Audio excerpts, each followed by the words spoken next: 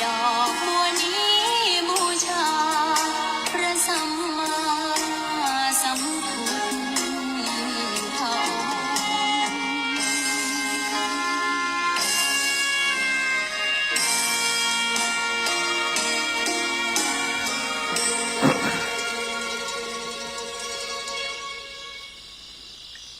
ขอนอบน้อมต่อพระรัตนตรัยแก้วเจ้าสามประการน้อมเอาคุณพระพุทธเจ้าคุณพระธรรมเจ้าคุณพระสังฆเจ้าคุณพระอรหันตเจ้าอริยสงฆ์เจ้าจุตนจุองค์ได้เมตตาแผ่ปรมีมาเป็นนวโลกุตรธรรมปกเกล่าเกษา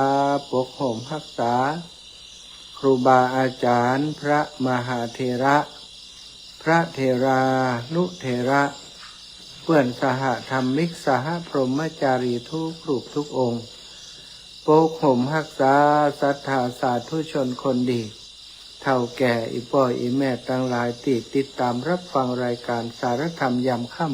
ำตั้งสถานีวิทยุเพื่อการศึกษาวิทยาลัยสงฆ์นครลำปางซึ่งออกอากาศจากวัดบุญญวาสวิหารพระอารามหลวงโดยเมตตาปรมีของหลวงพ่อพระครูอนุศาสตร์วรธรรมเจ้าคณะอำเภอเมืองลำปางสมภารเจ้าอาวาสวัดบุญญวาสวิหารที่เอื้อเฟื้อสถานที่ตั้งของสถานีและทีมงานบริหารสถานีวิทยุซึ่งประกอบไปด้วยท่านดร.จิรศักดิ์ปันลำผู้อำนวยการสถานีดร.แอมพัชริยาฟองจันตาเจ้าหน้าที่สถานีน้องนัทสถาพรสุธาคำช่างเทคนิคของสถานีทั้งหมดที่กล่าวนามมาเป็นจิตอาสามาทำงานด้วยความเสียสละหวังเพื่อเป็นการเผยแผ่พระธรรมคำสอนขององค์ชินวรสัมมาสัมพุทธเจ้าผ่านทางสถานีวิทยุอำนวยการดูแลให้ครูบาอาจารย์พระนักจัดรายการทั้งหลายได้มีโอกาสนำหัวคิดข้อธรรมหัวข้อธรรมต่างๆมาสนทนามาอุจาหรือว่ามาแสดงในรายการของเฮาที่นี่ตลอดทุกวันก็เท่ากับว่าเจ้าหน้าที่สถานีปอสถานีทุกคนทุกท่านบ่มีวันหยุดสักวันเนาะทำหน้าที่ของตัวเองตลอดขอขอบคุณทุกคนทุกท่านขออนุโมทนาบุญให้ท่านและครอบครัวอยู่ดีมีสุขเจริญรุ่งเรืองปราศจากสรรพทุกข์สรรพโศกสรรพโรคสรรพภัยทั้งหลายทั้งมวลและที่สำคัญศรัทธาสาธุชนที่เป็นเจ้าภาพร่วมบุญร่วมกุศลในการเป็นเจ้าภาพค่าน้ำค่าไฟต่างๆของทางสถานีตลอดเจริญพรจากที่ไหนใช่มหาสุขชาตินะกำลังออกรายการด่วนก็จ้าไปถึงวัดหนองบัวแล้วถึงวัดหนองบัวแล้วตอนนี้มาโดยครูบาอาจารย์มาบ้านศพคุณเพ่ป่อศพคุณนี่เป็นร้อยเลยนะใจศพคุณรายการเนาะจะออกรายการอยู่นี่ป่ออย่างจ้ะอีคิวอีคิวซังนี่กะฮะบ้านผมอยู่บ้านหนองบัวแล้วกันเหรออีคิวอีกอะสาธุแล้วก็ปะได้กะถ้ากลับไปเตียนวัดหนองบัวจะโทรบอกเนอะมันออกรายการที่ไหนออกรายการไปลำปางพุ่นกระเดียวพุ่น2 ทุ่มพุ่นจะออกรายการในพื้นที่ของเขาพื้นที่นอนตะเกียงหนองบัวแต่คืนก่อนพุ่นป่อคืนหลายคืนแล้วรู้แต่คืนนี่นอนปัจจ้าอันบ้านห้วยถ่างพุ่นปัวพุ่นแต่คืนนอนปัวพุ่นคืนนี่นอนไหนคืนนี่นอนคืนนี่นอนนั้นบ้านศพคุณเพ่กับป่อวันผูกเปิดมีการประชุมเรื่องวัดที่ศพคุณนี่แหละมาด้วยครูบาอาจารย์มาฟังเพิ่นออกรายการด้วยเนาะออกรายการอยู่ป่อมาจะได้ตัวให้คิวแน่ บอกว่าไผ่เป็นไผ่นะนี่อีคิวนี่นะสาธุสาธุสาธุครับบอกสาธุไผ่โมโหจืออีคิวซังกะศรัทธาญาติโยมขอบคุณกับสถานีวิทยุในเครือข่ายคลื่นสีขาวด้วยบางครั้งบางทีเปิ้นก็เกาะสัญญาณเชื่อมสัญญาณไปออกอากาศทางเชียงใหม่เชียงไฮ้ในช่วงเวลานี้ตัวที่สำคัญก็อีกสถานีหนึ่งเป็นกัลยาณมิตรกัลยาณธรรมกับอาตมาโดยตลอดวัดไฟหิน104.50 เมกะเฮิรตซ์ท่านอาจารย์ใหญ่พระครูสมุวิศวัตวรกิจโจเมตตาเกาะสัญญาณเกือบทุกวันเนาะถ้าบ่มีการถ่ายทอดสดบ่เป็นรายการของคนอื่นท่านอาจารย์ก็เมตตาเกาะสัญญาณไปเฮอพี่น้องในขวางเชียงใหม่หลายอำเภอได้ฟังกันเนาะเอาละศรัทธาญาติโยมขั้นรายการตะกี้เมินไปน้อยกับอีกคิวสัง บ้านหนองวัดหนองบัวบ้านหนองบัวนะตอนนี้ก็จะปาศรัทธาไว้พระสวดมนต์เหตุก่อนวันนี้เราพบปะกันวันที่25เดือนมีนาเป็นวันอังคารที่25มีนา2568เนอะศรัทธาไหว้พระพร้อมกันกราบพระพร้อมกันก่อนเนอะกราบ1พุทโธเมนาโถกราบ2ธัมโมเมนาโถ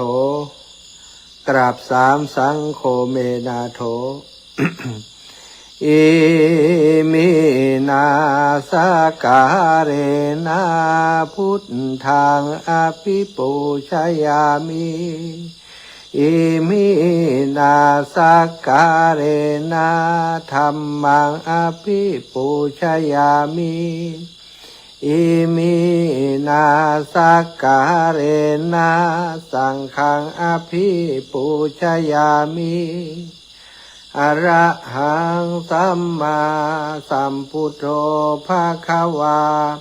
พุทธังภะคะวันตังอภิวาเทมิกราสวากขาโตภะคะวะตาธัมโมธัมมังนะมัสสามิ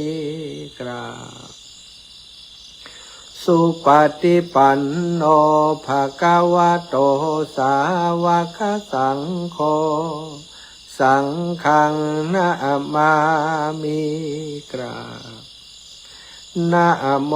ตัสสะภะคะวะโตอะระหะโตสัมมาสัมพุทธัสสะนะโมตัสสะภะคะวะโตอะระหะโตสัมมาสัมพุทธัสสะนะโมตัสสะภะคะวะโตอะระหะโตสัมมาสัมพุทธัสสะพุทธังสารนังกัจฉามิธัมมังสารนังกัจฉามิสังฆังสารนังกัจฉามิตุติยัมปิพุทธังสารนังกัจฉามิตุติยัมปิธัมมังสารนังกัจฉามิตุติยัมปิสังฆังสารนังกัจฉามิตาติยัมปิพุทธังสารนังกัจฉามิตาติยัมปิธัมมังสารนังกัจฉามิตาติยัมปิสังฆังสารนังกัจฉามิอิติปิโสภะคะวะอะระหังสัมมาสัมพุทโธวิชชาจารณะสัมปันโนสุขัตโตโลกวิทูอนุตตโรปุริสัตตัมมะสารถิสัทธาเทวมนุษย์สานังพุทโธภะคะวะติสวากขาโตภะคะวะตาธัมโมสันทิฏฐิโกอากาลิโกเอหิปัสสิโกโอปานายิโกปัจจตังเวทิตาโพวินโยหิติสุปฏิปันโนภ ภะคะวะโตสาวกสังโฆอุชุปฏิปันโนภะคะวะโตสาวกสังโฆยายาปฏิปันโนภะคะวะโตสาวกสังโฆสามิจิปฏิปันโนภะคะวะโตสาวกสังโฆญาติทังจัตตาริปุริสายุคานิอัตถปุริสาปุคลาเอสาภะคะวะโตสาวกสังโฆอาหุนายโยปะหุนายโยทักขินายโยอัญชาริการานิโยอนุตตรังปุญญเขตังโลกัสสาติกราบพระพร้อมกันเนอศรัทธาญาติโยมทั้งหลายกราบหนึ่งพุทธังวรันตังสิรสานะมามิกราบสองธัมมังวรันตังสิรสานะมามิกราบสามสังฆังวรันตังสิรสานะมามิไหวพระสวดมนต์ทำวัดเย็นโดยการเรียบร้อยนะต่อไปก็จะได้อุจาสนทนาเรื่องโน้นเรื่องนี้ไปเป็นธรรมะบันเทิงไปนะช่วงนี้อยู่ในช่วงที่กำลังเดินธุดงค์ธรรมยาตราเพื่อการศึกษาเดินธุดงค์บ่เหมือนไผเนอะเจ้าท่าบ่เหมือนครูบาอาจารย์เปิ้นเดินธุดงค์บ่ได้ทำกิจกรรมอย่างอาตมาทำกิจกรรมช่วยเหลือโรงเรียนขนาดเล็กเพราะฉะนั้นระหว่างเดินธุดงค์ไปมีกิจกรรมหันอายังที่เป็นประโยชน์ที่ศรัทธาที่ติดตามอยากจะหู้อยากจะหันตัวเปิ่นก็บางคนที่เปิ่นมี Facebook มีไลน์มีอย่างเปิ่นก็ว่าอาจารย์ไปที่ไหนทายมาเฮ้ยแม่พ่อจิมเนอร์อยากหัน อยากหันที่อาจารย์ว่าในวิทยุนะโอ้แม่พอจะฟอตั้งเฟซนะแม่เป็นเพื่อนอาจารย์ในเฟซบุ๊กโดยอินะอาตมาก็เลยว่าไปหันอย่างดีๆงามหรือว่าอาชีพต่างๆที่มีประโยชน์ก่อนนำเสนอคือศรัทธาติดตามได้หู้ได้หันได้รับชมตัวนะวันนี้หลังจากที่เก็บขอบเก็บครัวเก็บข้าวเก็บของเรียบร้อยเนาะออกจากสุสานปิดน้ำปิดไฟให้เปิดเรียบร้อยออกจากสุสานป่าช้าบ้านห้วยท่างทอไม่หันอากาศสระอางองูนะห้วยท่างทอทหารนะห้วยท่างบ้านห้วยท่างสถาป่าช้าสุสานเปิดสะอาดห้องน้ำห้องท่าเรียบร้อยดีต้นไม้ในหมู่บ้านเนี่ยหมู่บ้านนี้ฮักต้นไม้สถาเดินเข้าในหมู่บ้านบิณฑบาตเปิดก็ใส่บาตรพอสมควรหันต้นไม้ที่มีในหมู่บ้านเปิดฮักษาไว้ต้นใหญ่ๆเยอะเลยเดินออกมาจนถนนหลวงถึงถนนหลวงก่อนจะถึงถนนหลวงมีสวนหนึ่งเป็นสวนที่มีต้นไม้ใหญ่หลายชนิดขึ้นสถาเต้าเปิงใจใครได้แปลงวัด แต่ตัวก็มาอยู่แหมเนาะใครได้บ่ได้เนี่ยนะใครได้เอาไว้แปลงวัดให้คนได้ปฏิบัติธรรมเป็นตีภัยก็บอกหู้เหมือนกันสถาจากนั้นก็ได้เดินออกมาบิณฑบาตตามถนนหลวงมาเรื่อยๆก็มีศรัทธาใส่บาตรเจ้าสองเจ้านะก็พอได้ฉันระหว่างที่กำลังหาที่พักจะฉันอาหารอยู่ก็เหลือบไปหันข้างต่างที่เปิ่นปลูกข้าวโพดปลูกยาศรัทธายาสูบเปิ่นทำสวนยาสูบอยู่ข้างกลางนึกถึงชีวิตในสมัยเมื่อวัยเยาว์เมื่อ50 ปีก่อน50 ปีก่อน50 กว่าปีก่อนเนาะเมื่อเป็นทารกาเด็กน้อยอยู่กับพ่อกับแม่ตื่นเจ้ามาต้องไปจ่อยอีป่อปิดยาเปิ้นว่าปิดยาเนาะเฮาแบกบ่ได้ก็ไปปิดจ่อยเปิ้นปิดยาแล้วก็หอบเอามาวางที่คันนาสถานเปิ้นจะแปลงเติกยายาวไปแล้วก็ยาเวลามันขึ้นเนี่ยสถามันก็บังเติกมันหอมตางที่เฮาเตียวนั้นมันก็เป็นไวยาโมเฮาก็ต้องสุนเข้าไปเนาะ สูนเข้าไปถ้าแล้วมันหน้าหนาวน้ำค้างมันลงติดใบยาเขาเก็บหักใบยาที่เป็นเหลืองแหลบแล้วก็หอกออกมาไว้ติคันนาโอ้วันตึงเปียบลอกซอกแสกหนาว ตอนไปเก็บนี่ใส่เสื้ออุ่นไปเก็บไปเก็บมาเมื่อเสื้อบุญกลายเป็นเสื้อเปียไปหมดช่ำหนาวเพิ่มแหมซะทะแต่ก็ต้องทำโดยเฉพาะวันเสาร์วันอาทิตย์เนี่ยต้องไปช่วยพ่อช่วยแม่เก็บยาถ้าเปิ่นสั่งเก็บวันใดก็ไปช่วยเปิ่นเก็บป่อเปิ่นก็เอาหาบใส่ตะกร้าหาบไปใส่ล้อนะซะทะบางเถื่อก็เปิ่นจะเอาไปเย็บก่อนแปลงห้างแปลงผามไว้ที่ใกล้ๆสวนยาใกล้ๆหั่นแล้วก็ไปเอาไปกองไว้หั่นกองไว้หั่นแล้วก็จ้างคนมาเสียบยาช่วยกันบางเถื่อก็เอามือเปิ่นเอามือเปิ่นก็เอามือเฮาสมัยก่อนเปิ่นเสียบใบยาขึ้นใช่ไหมเสียบเรียบร้อยได้เรียบร้อยแล้วเนาะเสร็จแล้วก็เอาล้อมาต่างถ้าบ่มีล้อก็ไปจ้างล้อคนอื่นมาต่างเปิ่นก็เอาใส่บนล้อเต็มเรียบร้อยนะเอาผ้าเข้าทับเอาเจียกเข้าฮัดใช่ไหมเรียบร้อยเปิ่นก็ปาเอาไปส่งลงบ่มใบยา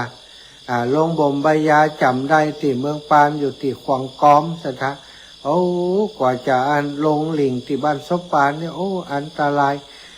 บ้านเฮานี่ไปส่งลงบ่มใบยาที่บ้านขวางก้อมเดี๋ยวนี้ยังมีอยู่ลงบ่มที่เมืองปานนะแล้วก็ที่ลงหลิงไปนะสถามันสูงนะกว่าขนาดคนขับลอกก็เก่งเหลือเกินเอาไปส่งที่ลงบ่มนะก็ได้สตางค์มานะแต่เอามาเลี้ยงลูกเลี้ยงเต้าก็พอได้ดูแลกันแล้วก็ เนี่ยอยู่อย่างอันทุกปีเอาเข้าออกแล้วเปิ่นก็ปลูกใบยาแล้วละอ่อนก็ขี้ค้านจะจ่อยเปิ่นสถาเพราะเวลายิบยาเตือนี่มันตือมือนี่มันยางเนาะยางที่ยาติดเนี่ยดำขลุขละนะต้องเอาล้างผงซักผ้าการล้างไออย่างกะมันถึงจะมดนะสถาเป็นอาชีพของเกษตรกรสมัยนั้นเนาะโอ้ก็ห่างหายไปเหมือนบาหารนั้นบาหารแปลงยาอย่างอีเป็นว่าเดินทุดงครั้งนี้มาหันที่เชียงม่วนหันตีหนึ่งอันนั้นเป็นยาแบบเจ้าบ้านเปิ่นทำปลูกแล้วก็หั่นเองเอามาใส่แตะใส่อย่างตาก3 วัน 3 คืนตาก3 วันแล้วก็เอามา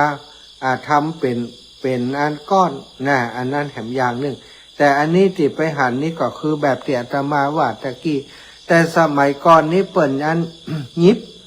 แต่บัดเดียวนี้บัดต้องยิบแต่เจ้าไปอู่กับเกษตรกรเปิ่นเนี่ยประมาณ5 ไร่ซะทะ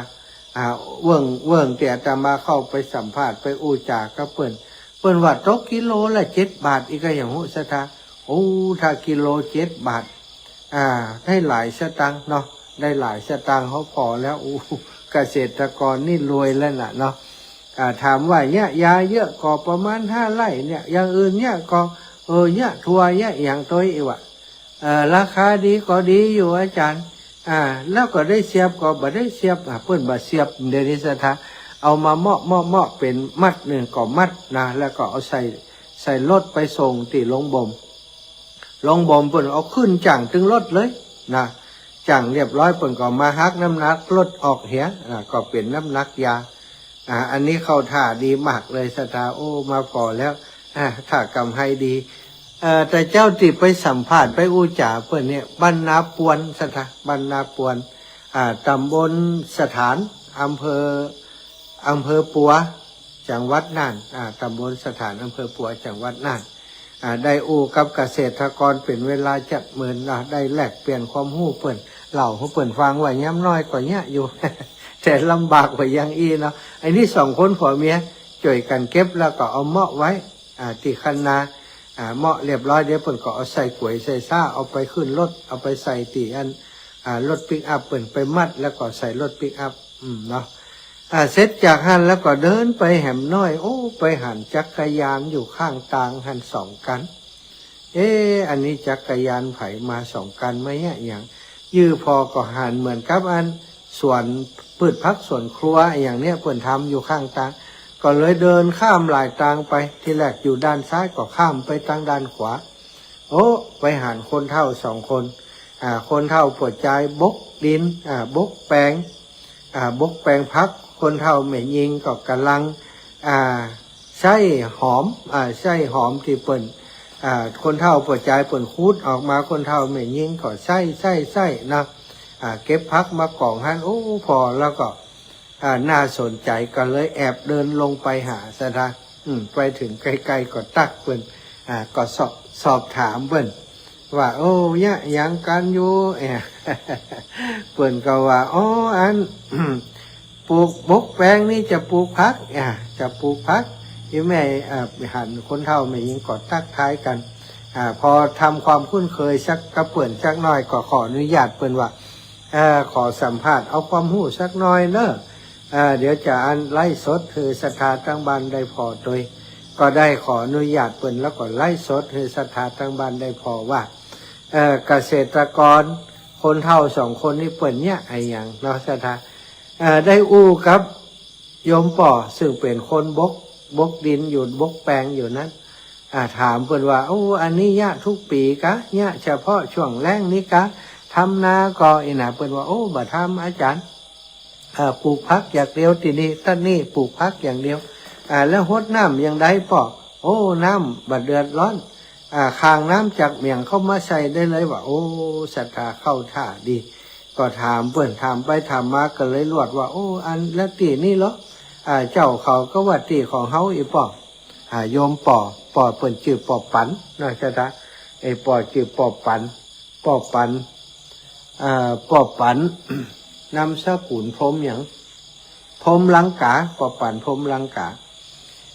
อีป่อก็ว่าอันเป็นตีเฮาอาจารย์บ่ได้เจ้าไผตีผมตีอันตีครอบครัวเฮาเนี่ยแล้วก็มีคนถามชื่อก็โอ้เนี่ยร้านเนี่ยข้างๆนี่ เป็นคาแคร์อยู่ตั้งข้างอันนี้ก็ถามชื่อเนี่ยถามชื่อตลอดอาจารย์แต่ก่อนบ่ขายผมบ่อยากตัดตีนตัดมือป่อแม่อีวะซะนะเขาก็ถามว่าหมายความว่าจะได้ตัดตีนตัดมือนี่ป่อแม่เปิ้นเอาเฮาพอจะฮิบจะสร้างเป็นตีเป็นตั้งของเปิ้นเนี่ยยุคเปิ้นก็เอาทำมาหากินเอาแปลงไห่แปลงนาปลูกพักปลูกไม้ถ้าเฮาหันแกเงินเอามาขายเหียเท่ากับว่าไปกกตีนกกมือป่อแม่อีกความจริงเปิ้นว่ากกตีนกกมือตัวเก่าอันนี้ว่าแหมอย่างกกตีนกกมือป่อแม่แต่ฟังตัวอีป่อปันก็นึกภาพออกท่าโอ้กัดอกเลยฟังกรรมอย่างอีกัดอกเพราะว่าหลายคนเนาะท่าบางทีป่อแม่แบ่งตีให้ตีนาฮื้อเพราะมันลูกหลานกล่อมทำมีไผยะนะเปิ่นมาถามราคาดีหน่อยก็เอาขึ้นเอาขายให้ลูกเขาเต้าแบ่งกันไปเหตุก็มีนะเนาะ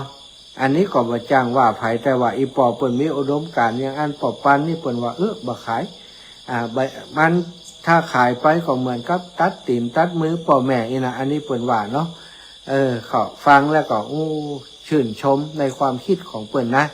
มีความรู้สึกว่าคนเฒ่าคนนี้นี่บ่ธรรมดาก็เลยได้ลวดถามเรื่องของการปลูกพักทำไมปลูกพักอย่างอีกเปิ่นว่าปลูกไว้กินส่วนหนึ่งนะอาจารย์แล้วก็ปลูกพักอย่างเงี้ยปลูกไปซับเปลี่ยนหมุนเวียนตลอดปีมันก็ได้ขายวันละ10 บาท20 บาทแต่ทำใจ10 20สตามีสปะ พักบุงก็มีพักกาดก็มีหอมป้อมก็มีพักชีก็มีตึงอันถั่วพักยาวก็มีอะไรอย่างก็มีพริกบักเขียอย่างก็มีมันไปได้วันละ10 บาท20 บาทอย่างบัดต่ำก็400-500มันอาตมาพอนี่นะจากันถูกอกถูกใจก็ถามถามอายุเพิ่น ป่ออายุแต่อีป่ออายุ75แล้วอาจารย์ว่า75ยังแข็งแรงบกดินตุ๊บๆเนาะอีป่อเป็นนักกีฬานะอาจารย์นักกีฬาวิ่งมาราธอนว่านักกีฬาแล้ววิ่งมาแล้วยังเลยไปวิ่งมาแล้วตี 4ปลายผมก็วิ่งแล้ววิ่งเรียบร้อยมากินน้ำกินท่าก็ออกมาบกดินเนี่ยอย่างเงี้ยถึงวัดอาจารย์ว่าเป็นการผ่อนคลายกล้ามเนื้อว่าเข้าท่ากันไปกันมาก็เลยสอบถามแล้วอีแม่อายุ อีแม่ก็ว่าอีแม่อายุ80แล้วอาจารย์ห้าวรายใด รายใดเนี่ยผัวอายุน้อยกว่าเมียเนี่ยรายใดไผลอกไผแล้วอีแม่ว่ามันได้หลอกนะอีพ่อเพิ่นมาเมาอีแม่ว่ากับเปิงดีเมาอีแม่เพิ่นเป็นคนหน้าตาดีเป็นคนยิ้มงามศรัทธาญาติโยมอู้กันไปถูกอัธยาศัยมากชอบความคิดของคนเฒ่าแล้วก็ชอบที่เปิ่นปลูกพักหมุนเวียนแล้วเปิ่นบอกว่าอย่างน้อยก็ได้แบ่งอาหารที่ดีๆให้คนอื่นกินอาจารย์ร้านก๋วยเตี๋ยวร้านที่ทำกับข้าวกับปลาขายเนี่ยแถวนี้มาเอาที่นี่โมดอาจารย์ว่าเอาส่งไปส่งให้เปิ่นทุกวันวันใดที่มันมีนักล้ำก็เอาไปขายตลาดอันนี้ก็เป็นอายุ80แล้วนะโยมแม่ยังแข็งแรงอยู่นั่งงานใส่พักกับอีปอกเนาะปปันก็เข้าท่าชีวิตของสองเท่านี่มีความอบอุ่นมีความสุขสถานแล้วเปิ่นก็เล่าเรื่องงานครอบครัวของเปิ่นลูกเต้าเปิ่นทำเกษตรเนี่ยส่งลูกส่งเต้าจบหมดสถานลูกเต้าก็ได้ทำการทำงานอยู่ตั้งเชียงใหม่ก็มีเนาะมีครอบครัวมีบ้านอยู่เชียงใหม่ลูกหลานก็อยู่เยอรมันคนหนึ่งนะอาจารย์แม่นเลยหลานอยู่เยอรมันคนหนึ่งแล้วก็แหมคนกำลังจะไปเมืองจีนจบม.6 แล้วทำเรื่องจะไปเรียนต่อเมืองจีนว่านี่สถานคนเฒ่าเปิ่นคิดดีเนาะแล้วก็เปิ่นเลี้ยงลูกเลี้ยงหลานดีลูกเต้าเปิ่นได้อูก็เปิ่นว่าที่ดินแปลงนี้จะต้องส่งให้ลูกให้หลานไปถูกลูกคนใดหมอว่าจะได้สืบต่อแทนมือนี่ถึงวันนั้นมาเขาจะขายก็จ้างเขาเถอะอีกว่าตัดตัวบอกขายตัดลูกบอกว่าจ้างเขาเถอะเนาะ ก็วันแน่อนาคตแปลงจองแต่ที่ผืนนี้สถาอีปอเปิ่นทำการเกษตรดูแลดีมากเปิ่นเอาเปิ่นปลูกของแล้วเปิ่นเอาขี้แกบโรยแปลงทุกแปลงเลยโรยแปลงแล้วบอกพอเอาเพียงเข้าไปถมแปลงแหมเอาขี้ไก่ขี้ว่าขี้หมูเข้าไปใส่เปิ่นบ่ใช่ปุ๋ยเคมีเลยเปิ่นบอกแล้วก็แปลงของเปิ่นบ่ค่อยมีแมงอย่างมารบกวนนะเพราะเปิ่นดูแลดีแมงที่มันเป็นศัตรูของศัตรูพืชมันก็อยู่ในห้านเอกก็ได้อูจากับโยมปอเปิ่นเป็นเวลาจัดเหมือน อูกันถ่ายคลิปไปตัวถ่าย ถ่ายไล่สดให้ศรัทธาที่มีโทรศัพท์นะที่มีอินเทอร์เน็ตเนี่ยพอไล่สดใดก็คงจะหันแล้วแต่อาตมาอูแล้วก็เล่าให้ฟังนี้เนาะเสร็จจากหันก็ออกเดินทางมาฉันเข้าเสร็จแล้วก็ได้เดินทางโดยวันก่อนอาตมาได้เดินทางไปถึงที่ฉันเข้าแล้วนะเดินจากตาวังผาไปอำเภอปัวเที่ยวนี้ก็เลยเดินจากที่บ้านของที่ฉันเข้านะเดินทางจากคันก็ไปคิวรถซึ่งจะออกจากอำเภอปัวมาอำเภอตาวังผาเพราะสายนี้เดินแล้วก็เลยนั่งรถกลับมาทำไมกลับมาตาวังผาอย่างแหมนะเพราะนัดหมายกับครูบาอาจารย์ท่านพระครูอนุกูลนันทกิจวัดหนองบัวจะขึ้นมาแอววัดศพคุณได้เปิดสถานนะก็ได้หลังจากที่ไป หาครูบาอาจารย์ที่วัดหนองบัวแล้วครูบาอาจารย์ก็นัดหมายกับทีมงานท่านอาจารย์สาธิตท่านอาจารย์พระครูสุจินนันทกิจท่านตุลุงยุทธทีปโกวัดปางต้นหนุนแม่สลอยวังชิ้นตีโรงเรียนปริยัติธรรมนิโครธารามก็มารอกันที่หันโทรหากันกำลังออกเดินทางอาจารย์ก็เลยว่าอันเขาออกไปก่อนเนาะเดี๋ยวเขาไปแอวตีสวนไผ่ยักษ์ศูนย์อนุรักษ์ไผ่ยักษ์ของเมืองน่านก็เลยอันก็ดีเหมือนกันออกเดินทางก่อนออกเดินทางก็เลยกับท่านอาจารย์ว่าตอนนี้ศรัทธาญาติโยมได้บอกศรัทธาแล้วว่าพอละสำหรับงานบวชเนาะบอกแต่คืนแล้วเนาะสำหรับการบวชสามเณรภาคฤดูร้อนติดตังวัดนิโคธารามเพิ่นจะมีการบวชวันที่2อาตมาก็จาในรายการ 2-3 ครั้งศ ศรัทธาก็มีหลายท่านหลายคนให้หอมมาตอนนี้ ก็สรุปยอดได้ปัจจัยอยู่ที่6,000 กับ 500 บาท6,300พอดีว่ามีคนสมทบเพิ่มมาแหม200เป็น 6,500 บาทก็ได้เอาปัจจัยถวายท่านอาจารย์พระครูอนุกูลนันทกิจเป็นที่เรียบร้อยแล้วเนอะศรัทธานี่ก็เป็นรายการงานบุญที่อาตมา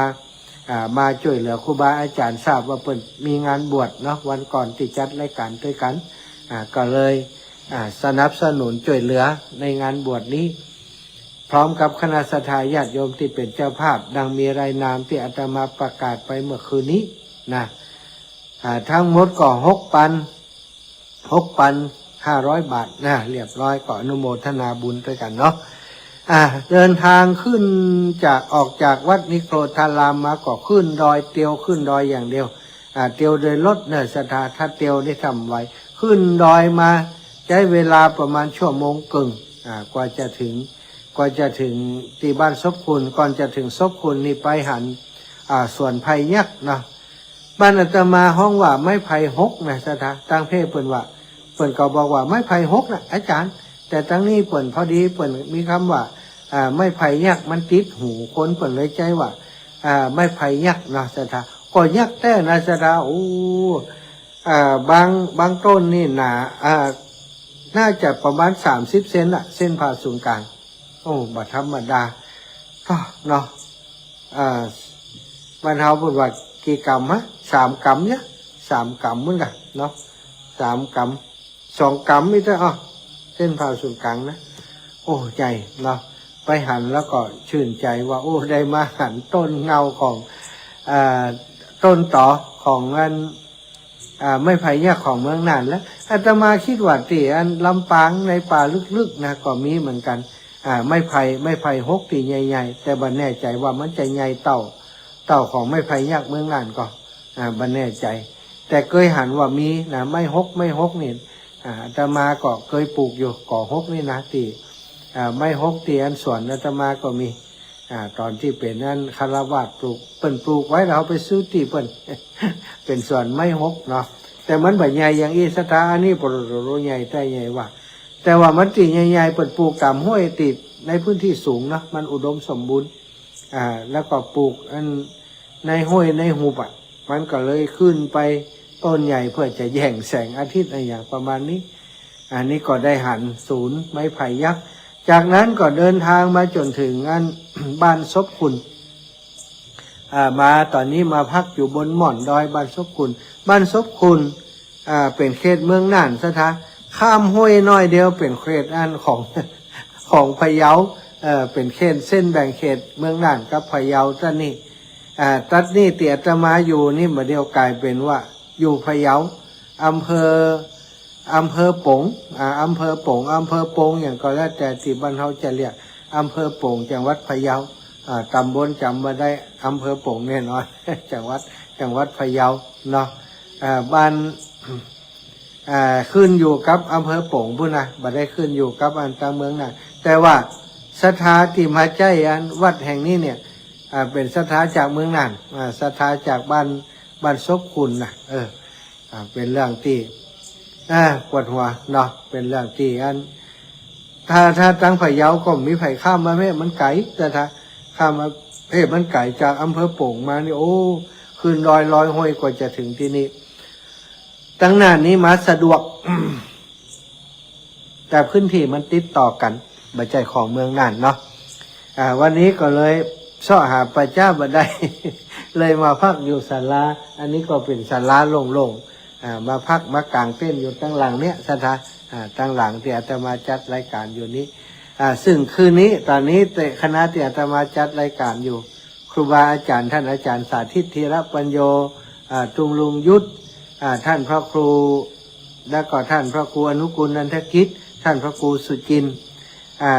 นนันทกิจกำลังทำวัดสวดมนต์กันอยู่แต่อาตมาจำเป็นต้องจัดรายการอยู่นี่เนาะก็เดี๋ยวจัดรายการช่วงที่ลำปางนี่แล้วก็จะขึ้นไปสมทบกับครูบาอาจารย์ถ้ามีโอกาสก็จะนิมนต์ครูบาอาจารย์ออกรายการตัวในช่วง20 นาฬิกาถึง22 นาฬิกา ไปในเครือข่ายคลื่นสีขาวเพื่อชาวประชาเนาะของ8 จังหวัดภาคเหนือนะก็เดียว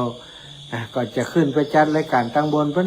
จะชวนครูบาอาจารย์ให้ข้อคิดข้อทำกับศรัทธาญาติโยมตัวบ่ได้แจ้งเพิ่นกำเตือน แต่ละตนก็ฝีมือทั้งนั้นเนาะบ่ต้องแจ้งละอู้กันหน้างานเลยอู้กันที่ในวิหารเลยเอาความรู้มาฝากมาแบ่งมาปั่นกับศรัทธาญาติโยมวันก่อนท่านพระครูสุจินนันทกิจนัดอาตมาวันที่18จะออกรายการโดยแต่บ่ได้ออกวันนี้ก็มาเนี้ยนะจะใดก็จะนิมนต์ท่านพระครูสุจินนันทกิจโดยท่านอาจารย์สาธิตธีระปัญโยโดยออกอากาศด้วยกันนะศรัทธาสำหรับอาตมาช่วงนี้ก็จะอยู่ที่เมืองน่านแหมวันพรุ่งนี้ก็คงจะออกจากพื้นที่ตรงนี้กลับไปที่วัดหนองบัวเนาะจากนั้นก็จะเดินทางต่อไปอำเภอเวียงสานาน้อยนาหมื่นแล้วก็ออกกลางเมืองแปะวันที่30มีธุระที่เชียงใหม่ก็จะไปทำธุระที่เชียงใหม่แล้วก็จะเดินธุดงค์ที่เชียงใหม่ต่อไปเลยวันที่30ก็จะอยู่เมืองน่านถึงวันที่29เนาะ29วันที่30ตอนเจ้าก็ต้องถึงเชียงใหม่ละอันนี้ก็แจ้งให้ศรัทธาญาติโยมทั้งหลายได้รับทราบเนอะได้รับทราบเป็นการรายงานตัวประจำวันคนเฮาศรัทธาญาติโยมพระพุทธองค์ทรงตรัสว่าบางคนอยู่ด้วยความขยันหมั่นเพียรของตัวเองเนาะบางคนมีชีวิตอยู่ด้วยกรรมเก่าบ่ต้องออกแรงบ่ต้องขยันหมั่นเพียรก็มีอยู่มีกินบางคนต้องขยันอย่างเดียวทำคนเดียวอย่างเดียวถึงจะมีอยู่มีกินบางคนอาศัยบุญเก่าถึงมีอยู่มีกินบ่ต้องลำบากอย่างอันนี้ดีน้อยอย่างหมู่เทวดาเขาเนาะบางคนก็มีถึง2อย่างถึงขยันตัวถึงบุญเก่าตัวบางคนอยู่ด้วยกรรมอยู่ด้วยกรรมที่สร้างที่กระทำกรรมบดีที่สร้างไว้แต่อดีตญาติก็เลยมาเสวยวิบากในมนุษย์เมืองคนทำอย่างกระคัดสนแล่นแค้นบ่มีบุญเก่ามาเติมมาหนุนเลยศรัทธาญาติโยมทั้งหลายฉะนั้นเขาก็ต้องตึกตองดีๆชีวิตของคนเฮาถ้าเขาบ่สร้างบุญสร้างกุศลไว้บ่สร้างบุญสร้างกุศลไว้บุญเก่าก็บ่มีหลายคนทำมาหากินวิตขาดตื้อบ่ค่อยเจริญถ้ายั่งการก็บ่มีกินต้องทุกข์อยู่อย่างนั้นต้องอาศัยความเปลี่ยนอยู่อย่างนั้นฉะนั้นควรจะสร้างสมบุญเก่าเอาไว้พ้องกรรมนั้นจะตัดไปเลยบ่ต้องเนี้ยมันจะทำความทุกข์มาให้เฮาเนอะจะทายญาติโยมขอบคุณทุกคนติดตามรายการในค่ำนี้แรงนี้ทางเฟซบุ๊กก็มีเนาะแม่ป้านายเนาะเกษณีชัยเทพแล้วก็โยมแม่จิรพันธ์โมป้อนะหลายคนอละกะทางเฟซบุ๊กนี่ดีติดตามอยู่บุญรัตน์บุญรัตน์แล้วก็ไผ่แฮมวันนี้นอนที่ไหนเจ้าอาจารย์พักที่วัดที่ดอยหม่อนดอยซบคุณเนอะบนดอยเพื่อคืนนี้ถ้าจะหนาวนักแกแม่คุยาเจริญพรแม่คุยากศนก็หมู่เฮาทั้งนั้นแม่ติ๊บกาฟังแม่เพนกาฟังแม่อุ้ยน้องแฮกเกอร์แม่พิษสมัยเขื่อนคำแสนแม่บัวลอยสายเขียวนัทพิสิทธิ์หมื่นอภัยหลายท่านด้วยกันเด้อขอบคุณนะศรัทธาญาติโยมท่านสาธุชนทั้งหลายต่อจากนี้ก็ปั่นเวลาศรัทธาญาติโยมโทรมาเนอะ08088441730 ไผมาก่อนได้รางวัลไผมาที่หลังไม่ได้ ได้รางวัลคือฮับโทรศัพท์เนาะกราบสาธุไผเจริญพรแม่เพนอาจารย์เจ้าพระอาจารย์จ้าแม่เดี๋ยวนี้อาจารย์พักที่ไหนเนาะพักอยู่บนดอยซบคุณแม่เจดีย์ซบคุณเมืองน่านอาจารย์น่าจะดีนะเจ้าดีคืนนี้หนาวแน่หนาว บนแปรดอยพี่นะลมสุยลำเด่น เจ้า จ้าแม่ อากาศเย็น วันนี้ต้อง ได้สะดวกสบายนะเจ้า น้ำใจสะดวกสบายเปิดเอามาลงมาอย่างเรียบร้อยหมด เจ้า เจ้าแม่ เจ้า สาธุนะแม่เนอะจ้า เจ้ารักษาสุขภาพไปเนอะ เจ้าโยมแม่สาธุเจ้าอ้าวเจริญปอนแม่ย่านวลยอดคำปัน เจ้าไว้ตาเจ้าวันนี้มาได้ฝากกัดจ้ากัดจ้า วันนี้1 วันนี่ป้าจ้าเก่าเมื่อก่อนนี้เปิ่นฮบกันนี่แบบบนนี่ทหารไทยอยู่นี่ทหารคอมมิวนิสต์อยู่ป่นทหารไทยโดนตายนี่หลายคนอยู่แม่ โอ้ได้พักอยู่กันหน้ากัน เนี่ยเตียนเปิ่นฮบกันก่อนนะเปิ่นยิงปืนข้ามร้อยใส่กันนะ ไปแผ่เมตตาฮันโน เจ้า เจ้า อืม อันเนี้ยขึ้นดอยยังไม่ว่าเขา ยังอากะ ก็อิดเหรออิด โอ้มันก็อิดอย่างเก่านะแต่ว่าดีกว่าเก่ามันโซ่นะกะ อิดอยู่กัน อิดกะบ่อีแม่มันจะได้มาอิดยันขึ้นดอยแม่นละ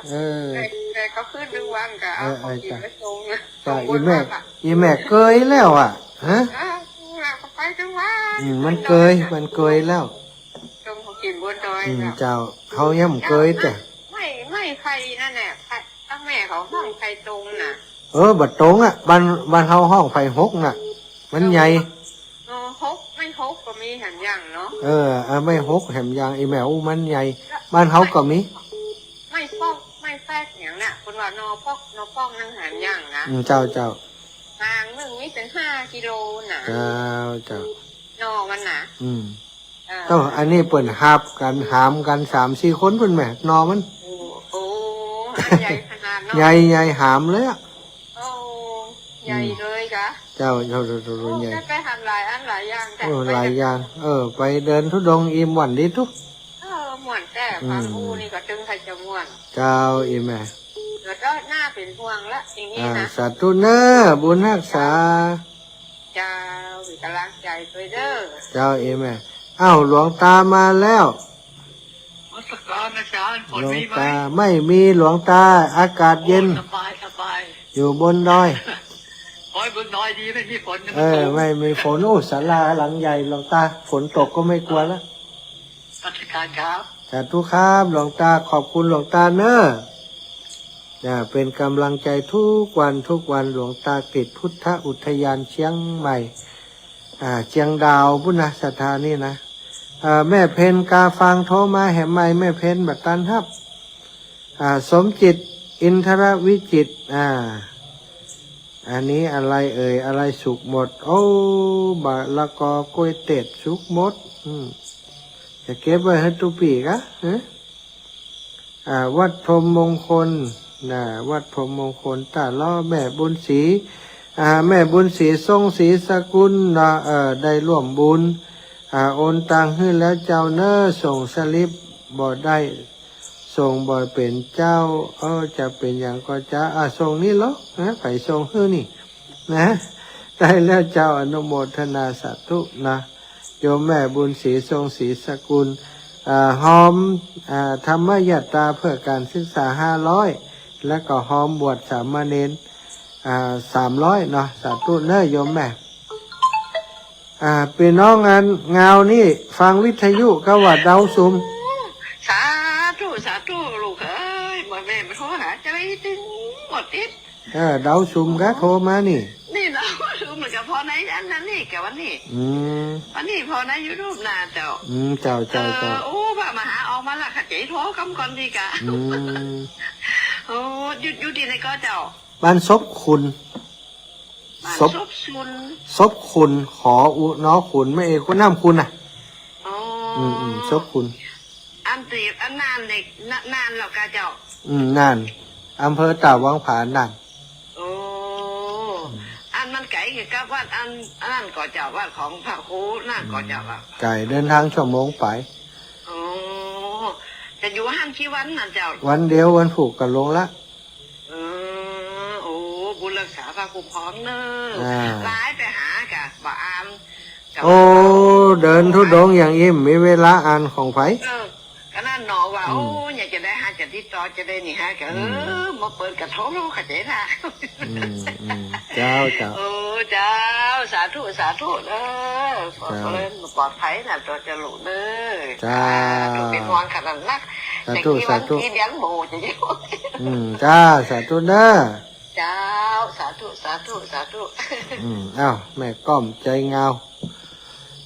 อำเภอเงาแม่ก้อมใจคำอีกอำเภอเงาศรัทธาญาติโยมใครจะโทรมา0808844173เนอะ0808844173วันนี้ลำปางมีสักสายกะลำปางไปไหนหมดนี่มาแล้วลำปางว่ากำเดียวมาเลยโยม อาจารย์เจ้า เจริญปอนโยมน้อง ท่านอาจารย์อู้ถึงเรื่องการที่ว่าเดินดินทุดงแล้วก็เจอสวนยานะอู้มีความสุขเนาะ ท่านอาชีพเก่าเมื่อก่อนเคยยากกับปอกกับแม่ มากเลย เจ้า ได้หันสิ่งที่เขาอยากหันแบบเคยหันสิ่งที่เขาแบบเคยหันมานานละมัน ใช่ เราเป็นความสุขเนาะ ใช่เดินนี่มันได้เปรียบ บรรยากาศมันเขากับแบบรถทุดงเขากับแบบเหนื่อยนะท่านเนาะ ใช่ เดินตั้งใจทำนะ สาธุบอกแม่ตัวเนอะอยู่ดีมีสุข รักษาสุขภาพมันจะเนอะ สาธุค่ะ สุขา พี่น้องจากหางดงแม่กัญญา กัญญากรเจ้า กัญญากรหารชนะจาก หางดงจังใหม่เจ้า กัญญากรหารชนะ กราบนมัสการนะเจ้าโมทนาบุญโดยอันท่านมหาด้วยเนอะ เจ้าโยมแม่ ขอเกาะแฟนผ้าเหลืองมาโดยเนอะ จ้า ขอ YouTube ตุ้ยเปิ่นก็มาเล่นมาจ้าง โอ้เจ้าฟังเอาเนาะได้ฟังวิทยุอยู่เจ้า ฟังอย่างเดียวเนาะเจ้า ฟังคนอื่นก็โทรกับม่วนดีเจ้ามันเมื่อเลยก็โทรหาให้จำไว้ก็ฟังอยู่เนอะไม่ได้ว่าพอมาโทรมาใจว่ามาฟังนะม่วนตัวท่านมหาถึงวันละเจ้า จ้าแม่กัญญากร ถ้าคนอื่นมาไม่ได้สวดมนต์เนาะเขาก็สวดของเขาคนเดียวอย่าง เจ้าอันนี้สวดด้วยกันเนาะ เจ้าสวดด้วยกันเจ้า สา นั่ ธุ งสมาธิก่อน15 นาที3 นาทีเจ้า ดีละอีแม่ทำทุกวันสะสมแต้มไปเนาะ อย่างนั้นแหละเอาคืออันนี้โปที่มันไปแล้วนะ ใจดีมาก นั่นแหละเจ้ามานาสการนะเจ้า สาธุขอบุญให้สาแม่เนอเจ้าเอาแม่ติ๊บกาฟังคนแบบฟังกาฟังอย่างเดียวกะโอ้แม่ติ๊บหายไปไหนเนี่ยเนาแม่ติ๊บกาฟังนี่สุภัตตาคำก่อนแล้วโหมาแล้วกะ อยู่กรุงเทพค่ะ เอาฟังอย่างไรกรุงเทพวิทยุไหนทางเฟซบุ๊กเลยเนาะไว้ตาเจ้าน่ะ เล่นจังกับคนเฮา กับไปฟังแถวว่าสัมภาษณ์อันกูบ้าสาวกัน หวันดีคนเฮา ไอ้เจ้าฝนจะได้บอกฝนแ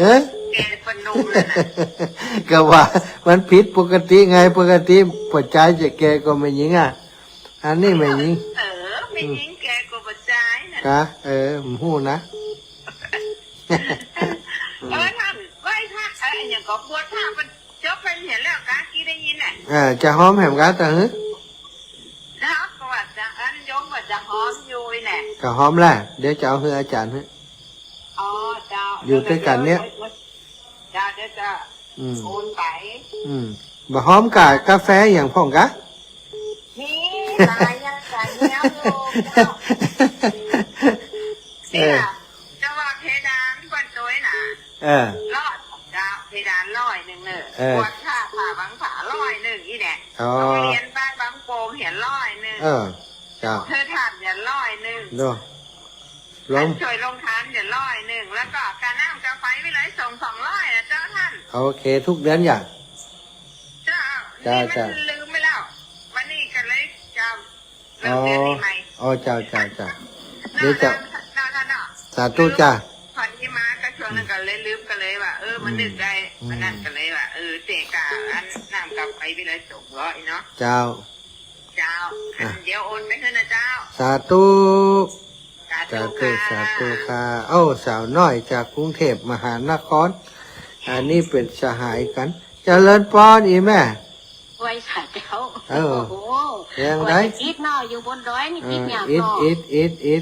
ติดยากเจ้าโทรไปสามสายมาได้ใส่สามไม่รู้ โอ้ดีแล้วใครได้ไหมแล้วนะแดงมาตัวเท่านะ สาธุอ้าวจบหมดข่าวจบเวลาแล้ว เจ้าหัวเล่นไหน ขอบคุณอีแมนเด้อ สัตว์ เจ้าศรัทธาทุกคนทุกท่านเจ้าอยู่ดีมีสุขอายุมันขวัญยืนอายุวันโนสุขังพระลางมีตังนักหลายเน้อจะไปได้ลำบากยากแค้น